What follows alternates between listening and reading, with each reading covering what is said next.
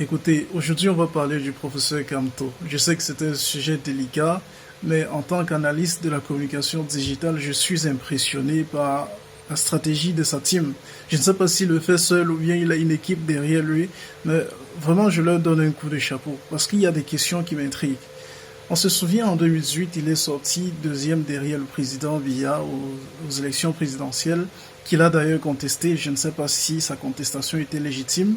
Je pense que la justice a donné son mot par rapport. Voilà. Mais pour un monsieur qui est parti de là perdant et qui a décidé unanimement, avec peut-être le conseil stratégique de son parti, de boycotter les élections législatives qui suivaient et qui est aujourd'hui non titulaire d'un parti politique parce qu'il est même démissionnaire de son parti. L'actuel président, c'est Mohamedou Mota. Ce qui m'a intrigué en tant que spécialiste de la communication digitale, et surtout qu'il me souvient que sa stratégie, son canal principal de communication, c'était les réseaux sociaux. Du moins, il est très connu sous le nom de président de Facebook, mais il a su jouer le coup. De ce point de vue-là, il a réussi sa communication et je souhaite qu'on décortique un peu sa stratégie de communication en remontant les faits depuis 2018. On se souvient, le paysage politique camerounais a été marqué par de nombreux bouleversements, notamment parmi ces événements-là, lui, effectivement, leader du MRC, est arrivé en deuxième position derrière le président Biya, comme je disais. Mais au-delà des résultats des élections, lui, ce qui intrigue le plus, c'est sa stratégie de communication. À la fois, à mon goût, calculée, imprévisible et symbolique. Parce que j'ai regardé sa communication sur Twitter, j'ai regardé ce qu'il dit, sa façon de formuler ses messages. Alors, son CM, son community manager, il est plutôt simpliste. Son style de communication n'est pas assez émotif. C'est pas de façon vraiment à vouloir sonder le cœur des gens, à vouloir tirer la faveur.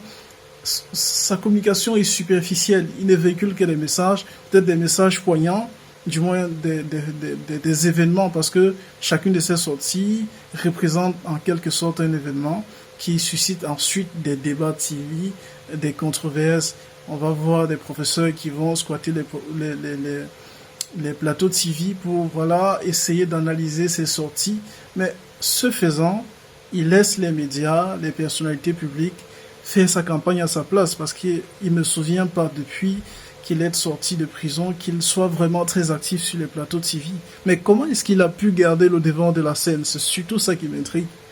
Et alors que lorsqu'on on est dans sa posture en tant que personnalité politique, l'idéal serait qu'on s'attende de lui qu'il fasse des sorties médiatiques fréquentes comme ses rivaux de l'opposition le font, qu'il fasse des attaques au régime, qu'il fasse, voilà, qu'il soit temporairement dans l'espace politique, qu'il soit tout le temps en train de faire des prises de parole fortes pour maintenir le devant de la scène.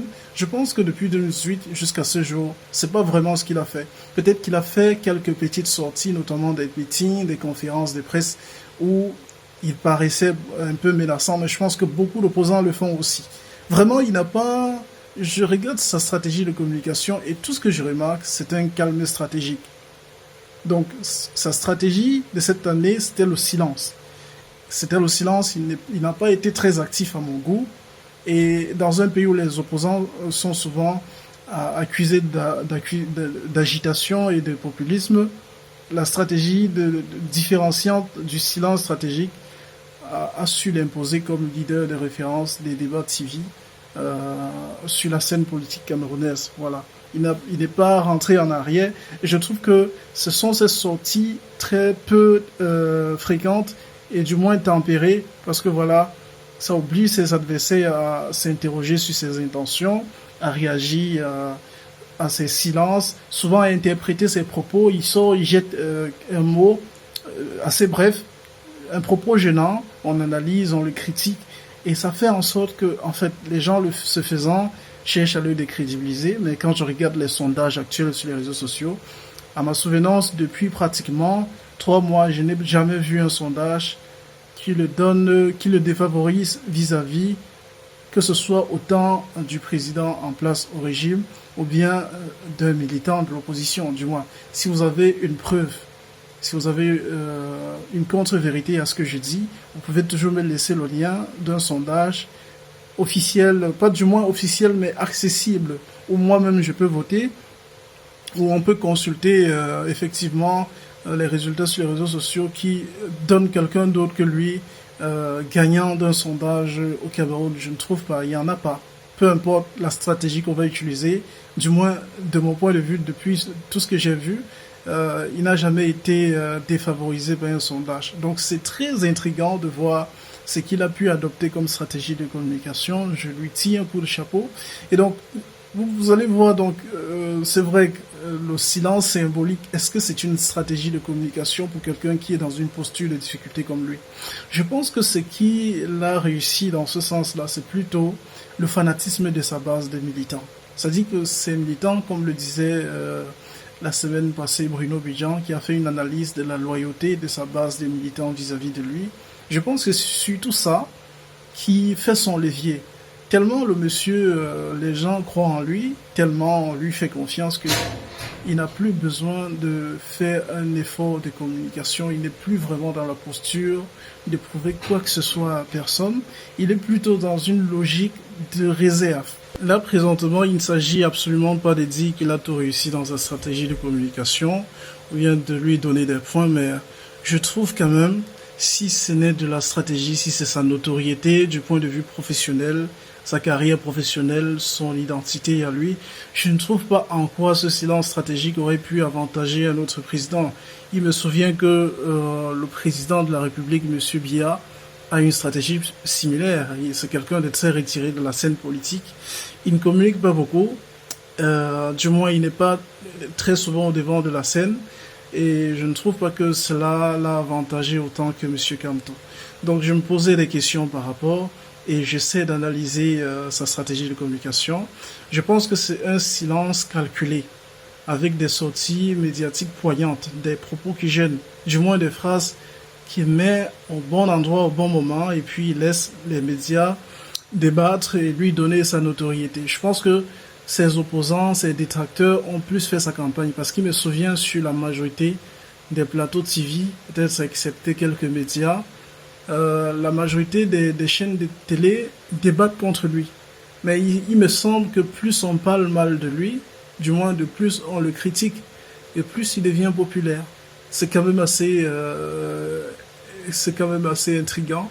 Et donc, je ne sais pas comment est-ce que vous voyez cette stratégie de communication. Si tu es spécialiste de la communication digitale, parce que il est vrai que il a plus axé sa présence sur le digital et surtout sur Facebook que sur tous les autres canaux. Mais apparemment, ça a marché pour lui. Et j'aimerais savoir si tu as une analyse de sa stratégie de communication différente, que tu le laisses en commentaire, du moins que tu me donnes un feedback de mon analyse à moi, pour que je puisse essayer de comprendre cette stratégie davantage. Voilà. Et en parlant de stratégie, moi je suis spécialiste du digital et je fais également du branding pour les personnalités publiques, pour les personnalités politiques et même pour des entreprises. Donc la stratégie de communication digitale, c'est ma spécialité. Et donc si vous avez également quelqu'un à me recommander ou bien vous-même vous êtes dans ce besoin-là, que ce soit pour la communication de votre entreprise, alors la création de contenu, vraiment, je peux vous recommander quelqu'un, mais c'est plus dans la stratégie de communication et plus dans l'étude des moyens de rentabiliser votre business que je bosse, donc je trouve des moyens pour vous d'optimiser votre présence digitale et d'essayer de rentabiliser votre investissement en marketing. Donc si vous êtes dans ce besoin-là, n'hésitez pas à me laisser un commentaire pour que je vous contacte.